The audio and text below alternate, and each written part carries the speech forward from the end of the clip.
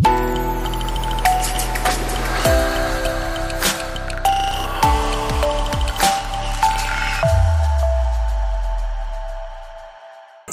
perkenalkan nama saya Fahmi Tanjung Albertian. Saya dari SMA Kolese Loyola Semarang.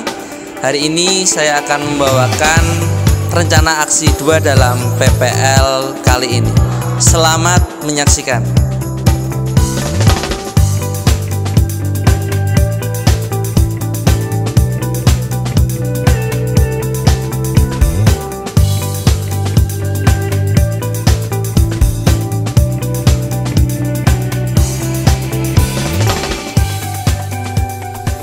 Oke, selamat pagi anak-anak semuanya. Gimana kabarnya? Mantap. Oke, sebelum kita mulai pertemuan kita pada hari ini, kita awali terlebih dahulu dengan berdoa. Ada yang berkenan untuk memimpin doa pada pagi hari ini? Silahkan. Siapa? Pak Fahmi dan teman-teman, sebelum memulai kegiatan hari ini, marilah kita berdoa. Dalam nama Bapa dan Putra dan Roh Kudus. Amin. Selamat pagi Bapak, puji syukur kami aturkan padamu. Dalam nama Bapa dan Putra dan Roh Kudus.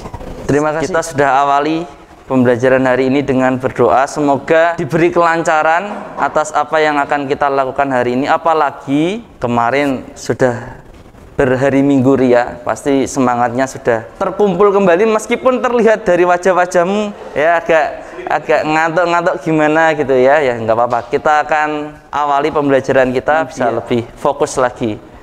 Apakah hari ini hadir semuanya teman-teman? Lengkap? Wah, bagus. Tidak ada yang absen atau sakit. Materi kita hari ini tidak jauh-jauh dari materi kita sebelumnya. Masih ada kaitannya.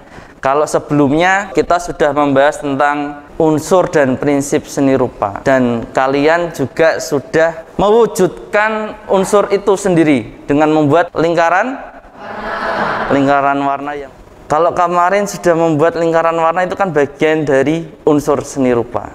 Selain warna, unsur seni itu ada apa saja coba? Boleh apa? Oke. Sangat lengkap. Tepuk tangan. Bagus.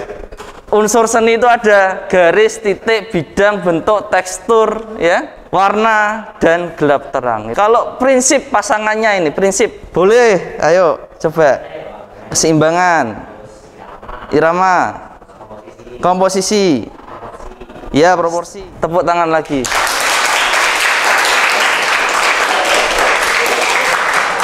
Jadi jawabannya tepat sekali, betul semua unsur dan prinsip tadi, dan kita masih akan menggunakan unsur prinsip dalam pembelajaran kali ini. Apresiasi itu satu kesatuan atau soulmate-nya dari kreasi. Nah, kalau kemarin sudah membuat sebuah karya, itu kan bagian dari kreasi. Apresiasi itu soulmate-nya, pasangannya. Sebelumnya ini kita masuk ke tujuan pembelajaran. Tahu apa sih tujuan dari pembelajaran yang akan kita lakukan? Yang pertama, diharapkan mampu untuk menganalisis karya seni rupa. Kemudian mampu untuk menafsirkan karya seni rupa. Ya. Nih sebelumnya, apa itu apresiasi? Boleh, apresiasi itu apa? Kegiatan menghargai karya orang lain. Jadi kita belajar untuk menghargai. Hampir akan lebih lengkap lagi jika apa yang dihargai itu tidak hanya karya orang lain, tapi termasuk karya kita sendiri. Kita belajar menghargai diri kita sendiri atau karya kita sendiri. Kalau kita nggak menghargai diri kita sendiri, bagaimana orang bisa menghargai karya kita? Selanjutnya, nah, untuk mengapresiasi itu kita butuh cara. Kalian mau ke sekolah saja ada caranya. Ada yang diantar, ada yang nge-grab, ada yang jalan kaki. Untuk mencapai kegiatan apresiasi kita butuh cara. Nah ini, kita pakai pendekatan kritik seni. Kritik seni itu kata kuncinya itu untuk tahu kelebihan dan kekurangan karya. Jadi nanti boleh kalian menilai karya tersebut. Kalau bagus, bagusnya alasannya kenapa, harus ada dasarnya. Kalau kurang bagus, kenapa? Harus objektif sesuai apa yang terkandung dalam karya seni tersebut. Nah, ini fungsinya ya, untuk meningkatkan pemahaman dan apresiasi tadi ya, untuk tahu, bisa paham, dan selanjutnya bisa mengapresiasi. Kemudian selanjutnya dapat dipergunakan sebagai standar untuk meningkatkan kualitas proses dan hasil berkarya seni. Jadi kalau kita sering mengevaluasi diri, kualitas kita akan bertambah. Kalian kan sering diajak untuk mengevaluasi diri setiap hari dengan bereksamen, merenungi apa-apa saja yang sering terjadi di hari ini, kemudian mengevaluasi, memperbaiki di hari selanjutnya. Nah, dalam berkarya seni juga sama. Seniman, nggak harus seniman sih, kita ya sebagai orang yang melakukan kegiatan berkarya seni perlu untuk mengevaluasi, bisa dari diri sendiri ataupun dari orang lain. Dari diri sendiri ya kita berefleksi tadi, kira-kira yang dihasilkan sudah maksimal belum, kurangnya di mana.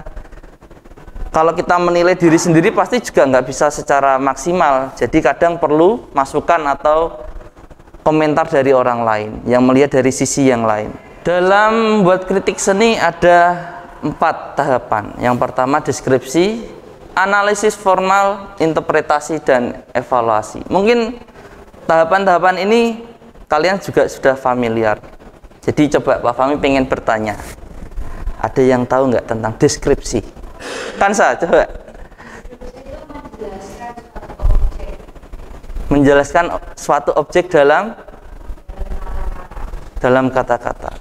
Jadi dari yang visual dibahasakan menjadi verbal atau tulisan ya. Contohnya dalam lukisan ini terdapat satu sosok wanita ya, dengan rambut pendek yang cukup berantakan. Matanya tampak sayu. Nah, itu sudah mengartikan, bukan berarti sayu itu ngantuk.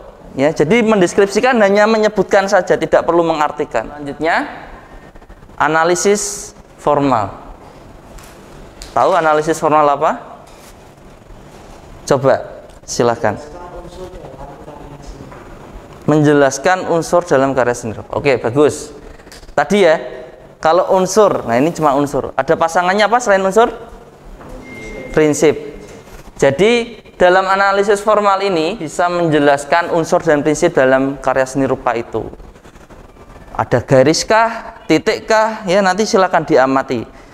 Selanjutnya yaitu interpretasi. Apa interpretasi?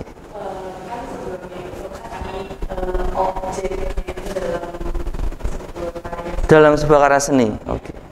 Saya kira interpretasi itu tidak hanya terjadi dalam seni rupa, tapi ini menjadi kata yang umum ya, dalam pemaknaan lagu juga menginterpretasi, atau dalam apapun itu. Jadi sama, interpretasi itu memaknai sebuah karya. Nah, ini memaknainya tidak hanya objek per objek, tapi secara satu keseluruhan. Jadi dalam memaknai itu harus mengaitkan semua unsur yang ada dalam karya seni itu, dari objeknya, backgroundnya, visualnya, ya itu diartikan. Kemudian yang terakhir evaluasi ya, bisa dibaca. Evaluasi atau penilaian ini merupakan tahapan yang menjadi ciri dan kritik karya seni. Biasanya di sini menilai karya itu bagus atau tidaknya. Kalau sebelum kita lanjutkan, apakah ada pertanyaan? Jelas? Jelas ya. Minta tolong yang cowok-cowok menata ini, coba di display di depan sini lukisannya. Ayo. Yang merasa cowok, oke, silakan diamati terlebih dahulu. Kalau sudah, tugasnya bisa dicek di Google Classroom, atau Pak Fahmi sudah tampilkan juga petunjuk pengerjaannya di depan. Ditulis, dikerjakan di Google Classroom, diamati unsur dan prinsipnya apa saja, atau mungkin dideskripsikan dulu tahapannya ya. Ada objek apa saja di sana. Dan dalam membuat kritik, silakan untuk mencari sumber informasi sebanyak-banyaknya dari internet. Dicatat poin-poin pentingnya, kayak daunnya, burungnya ada berapa, ini posisinya burungnya apa, kayak ini kan beda. Nah, terbang dan yang ini hingga. Harus dicantumkan nama pembuatnya, tahun pembuatannya, medianya. Di lukisan tersebut sudah ada identitasnya, jadi jangan lupa untuk mencantumkan sebagai bentuk penghargaan terhadap pembuatnya juga. Kita coba dari kelompok pertama dulu. Kelompok 1 mana? Boleh maju ke depan, diperlihatkan karyanya juga. Ayo. Selamat pagi teman-teman, kami dari kelompok 1. Ada saya di sini dari absen 9 kelas 11B. Aku Regina 11B absen 11. Aku Jemima. Jadi di sini kita bakal mempresentasiin hasil diskusi kita semua tentang lukisan. Oke, dimulai dari deskripsi kan udah jelas nih, bagus banget kan guys. Jadi ini tuh karyanya, judulnya itu adalah Permata Buana Nusantara. Indonesia sekali ya dengan kata-kata Nusantara. Nah, dibuat sama siapa? Dibuat sama Katrina Astentia dari 12A absen 8. Nah, ini tuh dibuat tahun 2021, berarti tahun yang lalu ya. Dari gambar ini kita bisa lihat nih, ada burung fauna Indonesia, Indonesia dari bagian timur. Namanya adalah kakatua. Ini kan banyak banget nih warnanya. Nah, dari ini tuh warna dominan tuh ada hijau nih di daunnya. Oh ya, jangan lupa juga selain ada faunanya, di sini ada flora-flora khas Indonesia juga kan. Nah, selanjutnya nih analisis kita tentang lukisan ini. Di sini itu objek utamanya ini si burung. Jadi tanaman-tanaman di sini nih biasanya simetris dengan objek burung di tengah sebagai pusat perhatian. Interpretasinya di sini ada lukisan seekor burung kakatua yang bertengger pada sebuah jalan. Terus di sekitarnya itu banyak tanaman-tanaman. Lukisannya sangat bagus dalam teknik penglihatannya dan gambarannya, dan ada kontrasnya juga sangat bagus dengan menggunakan latar belakang lukisan ini berwarna hitam sehingga dapat menarik perhatian semua orang. Sekian dari kelompok kami, terima kasih. Jika ada pertanyaan, silakan. Tadi pembahasan dari kelompok 1 sudah lengkap ya, lengkap, detail, kemudian sampai tahu asal-usul dari flora dan faunanya dari Indonesia bagian mana, sudah menerapkan lintas ilmu geografi ya. Cuma tadi ada sedikit catatan ya, kalau bagian keseimbangan disampaikan simetris. Keseimbangan itu kan ada simetris, asimetris. Sebetulnya itu seimbang semua, cuma posisinya atau tata letaknya saja yang berbeda. Kalau kita belah terbagi menjadi 2 bagian, kanan dan kiri, beda-beda. Itu berarti masuknya asimetris ya. Terus kalau simetris itu dibelah 2, kanan kirinya letaknya sama. Kemudian karena waktu yang terbatas, jadi untuk kelompok selanjutnya kita akan lanjutkan di pertemuan selanjutnya untuk presentasi. Kemudian dari presentasi tadi Pak Fahmi sudah bisa melihat kalian memahami apa yang sudah disampaikan, menerapkan itu dalam sebuah analisis atau kritik seni juga. Jadi kita akan lanjutkan di pertemuan selanjutnya. Di pertemuan selanjutnya nanti masih dengan pembahasan atau presentasi tentang kritik seni ini, jadi mungkin bisa dilengkapi atau disempurnakan lagi. Sebelum kita akhiri, Pak Fahmi pengen dengar dulu refleksi. Silakan, boleh ke depan. Dari pembelajaran hari ini yang bisa saya dapetin itu, kita dalam bikin karya seni itu kita nggak cuma berkreasi, tapi kita juga harus mengapresiasi, karena berkreasi sama mengapresiasi itu berkaitan gitu. Kita harus mengapresiasi itu nggak cuma karyanya orang lain, tapi juga karyanya kita sendiri. Soalnya sebelum orang lain bisa mengapresiasi karya kita, kita harus duluan mengapresiasi karya kita sendiri. Bagus, mantap, tepuk tangan. Terima kasih. Ya, pembelajaran tadi semoga bisa menjadi langkah awal untuk teman-teman bisa yang pertama menghargai karya sendiri, percaya diri dengan karyanya agar diri kita menghargai dan selanjutnya orang lain bisa menghargai karya kita. Sebelum kita akhiri, ya, kita akan tutup dengan berdoa. Tuhan, terima kasih kasih saya kami. Terima kasih. Pak Fahmi akhiri, selamat pagi. Terima kasih, boleh meninggalkan kelas ya.